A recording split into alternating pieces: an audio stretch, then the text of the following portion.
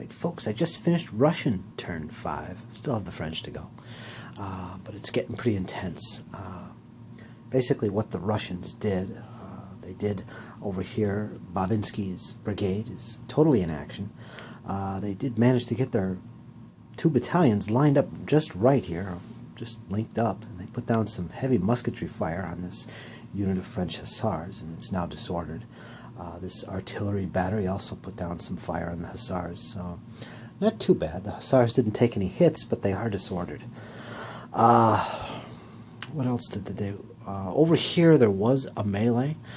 This battalion of Russians did charge into Alba's flank battalion here, which he was present with, and it was a pretty bad result for the Saxons. They were forced to retire, and they're shaken at this point, whereas the Russians just basically moved forward. They're on the edge of the rough ground here, which is a field.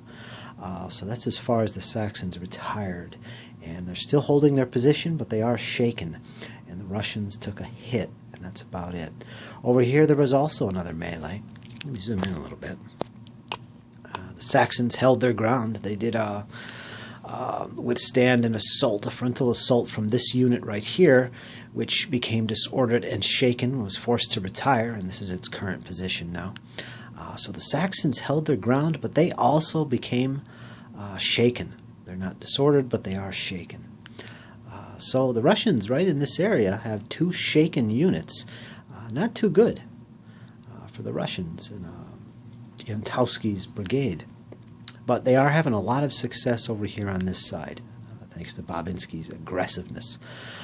So that's about it. That's what's going on here. The Saxons are still contesting that village, so the Russians don't have it yet. Remember, the Russians have to have it uncontested for 2 turns, while controlling that hill as well, which is quite challenging. It's more challenging than you think. The Russians also, Yantowski's brigade, moved up some of his grenadiers up here, formed a line, possibly to meet whatever's coming up that road, which is General Stéphane's French, slowly moving forward in their columns. I should also point out down here in this situation, there is a unit, a battalion of grenadiers, which ponderously crossed that hedge there. They have 1 hit currently, but they did cross this hedge, and they are in the muddy field directly behind both Saxon defending units. So it's a pretty tight situation for the Saxons. They are basically enveloped. They are surrounded. So we'll see what they can do in the next turn. So yeah, Russians are putting a lot of pressure on it, and they're stabilizing their position here on the high ground. They have to control that hill, remember, to win the game, not just the village. The cavalry, once again, have done absolutely nothing. I don't know what's going on down here. There's, I guess maybe General James Mack is drunk or something. I don't know. I can't explain it, but they're not taking action. They're holding their position. I'm sure he'll be quite reprimanded by Yantowski for this type of behavior. But anyway, the French are still in their current position. I haven't moved them yet. Hussars are no longer disordered, of course. They did take some artillery fire and were forced to make a break test. They are at 3 hits, so they're shaken at the moment.